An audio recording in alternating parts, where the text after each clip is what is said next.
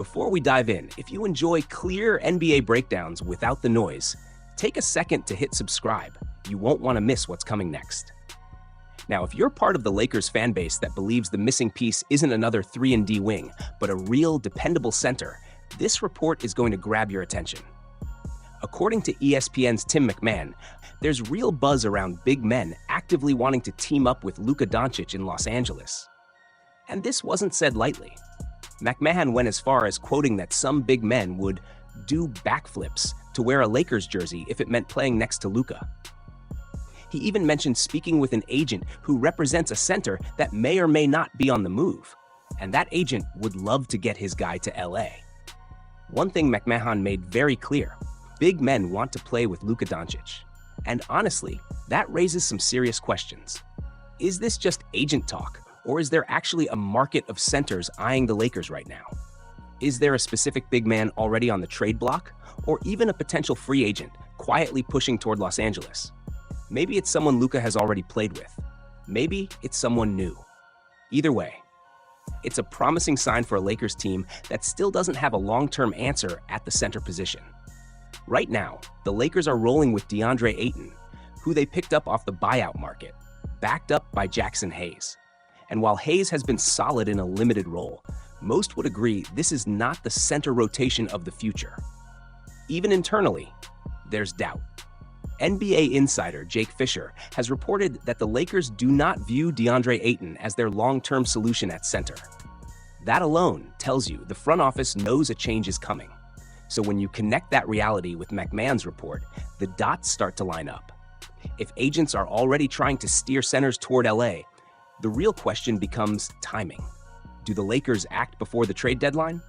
And if they do, should they prioritize a true center over a wing or another role player? That's where this gets interesting, because there are a couple of names that fit this situation almost too well. And one of them might already have chemistry with Luka. But that's where the story really starts to heat up. I wouldn't completely rule this scenario out at all. In fact, if the injury factor ends up lowering the asking price, it wouldn't be shocking to see the Lakers at least test the waters with a trade offer. Especially if they're willing to play the long game, which, according to multiple reports, is exactly what this front office is trying to do. The Lakers are no longer operating with a pure all-in right now mindset. This isn't about squeezing out one last run with the current roster.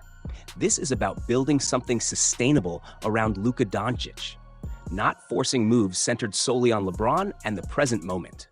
And when you look at it through that lens, the fit starts to make sense.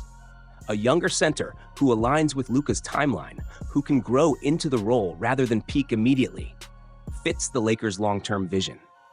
That's where Walker Kessler becomes a fascinating name.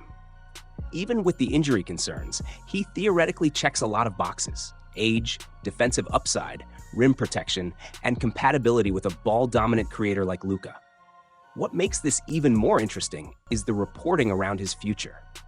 Tim McMahon previously noted that the Washington Wizards are expected to make a significant offer for Kessler this offseason. That matters, because if teams are already lining up to chase him in restricted free agency, the Lakers could find themselves priced out later. Utah would have the right to match any offer, and once a bidding war starts, things get complicated fast. So instead of waiting, a trade now could actually be the cleaner path. It would allow the Lakers to bypass free agency chaos, gain control of the player's future, and treat him as their own asset heading into the summer. If the front office truly values him, and if his camp is open to LA, that strategy starts to look a lot more logical, especially when you connect that to earlier reports about the Lakers sending multiple trade offers for him in the past. This interest didn't just appear overnight. Now, pair that with Daniel Gafford, and suddenly you have two very realistic candidates. One offers proven chemistry with Luka and immediate impact. The other offers long-term upside and defensive stability. If the original report about agents pushing centers toward LA is true, these two names stand out more than anyone else. That said, it's important to be clear. It doesn't have to be either of them. It could be someone else entirely. The broader point is simple.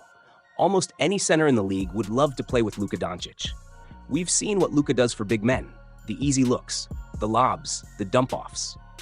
the way he bends defenses and turns average rim runners into efficient finishers. We've seen it with Daniel Gafford. We've seen it with Derek Lively in Dallas. We've even seen flashes of it with Jackson Hayes in LA. So, yes, it makes perfect sense that agents would try to steer their clients toward that situation. But here's where the real debate begins. With limited trade assets, the Lakers can't do everything. They likely have one real swing available, one tradable future first-round pick, a handful of expiring contracts, very little young talent. If they go all in on a center like Kessler or Gafford, that might be the move. At best, they could maybe add a low-tier 3-and-D wing on the margins. But landing both a high-level wing and a center? That's not realistic. So now the question isn't who wants to play with Luka in LA. The real question is this: what do the Lakers value more, fixing the middle or fixing the perimeter? It really comes down to it. This entire conversation boils down to one simple question: what do you prioritize? Do you prioritize fixing the center position? Do you prioritize landing a true 3-and-D wing? Or do you take a step back and ask whether this team should be built for the short-term push or the long-term future around Luka Dončić? That's where opinions can start to split. Personally, if I had to lean one way, I'd slightly prioritize the 3-and-D wing. And the reason is simple: those players are harder to find. A legitimate wing who can defend at a high level, knock down open threes, and survive playoff matchups next to both Luka and LeBron is extremely rare. The Lakers don't really have that player right now. You can squint and see partial versions of it on the roster, but there is no true, reliable 3-and-D wing they can trust in big moments. Centers, on the other hand, are a bit more flexible. You can draft one. You can find one cheaper in free agency. You can plug and play certain bigs next to elite creators and get solid production. Wings don't work like that. You usually need multiple of them, and they're almost always expensive. Because of that, if the Lakers are choosing where to invest their limited assets, the wing position arguably gives them more value, not just now, but long-term with Luka as well. That doesn't mean the center position isn't important. It absolutely is. The Lakers still need a long-term answer there. But prioritizing doesn't mean ignoring. It means sequencing. And that's where the bigger question comes in. What do the Lakers actually do? If we're being realistic, it feels unlikely that the Lakers trade for a center before the deadline.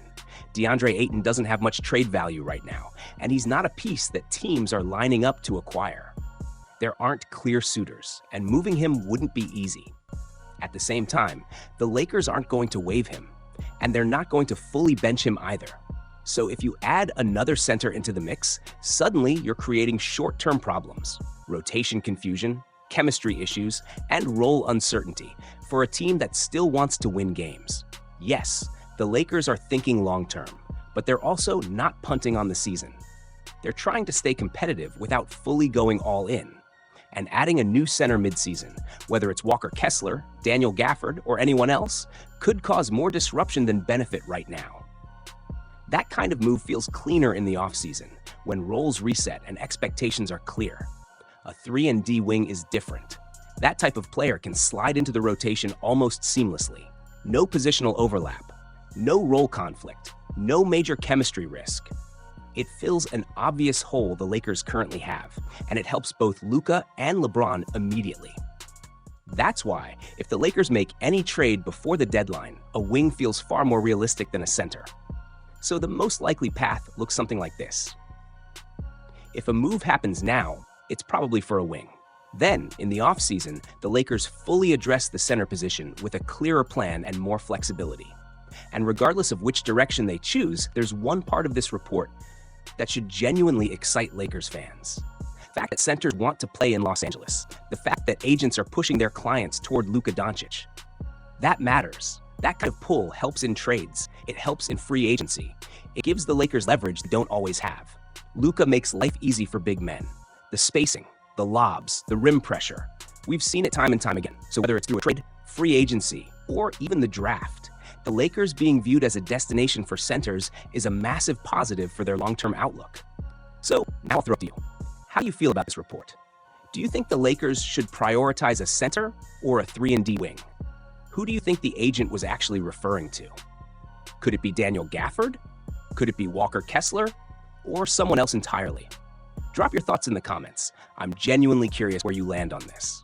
And if you enjoyed this breakdown, make sure to like the video, subscribe to the channel, and turn on notifications so you don't miss what's coming next. As always, thanks for watching, and I'll see you in the next one.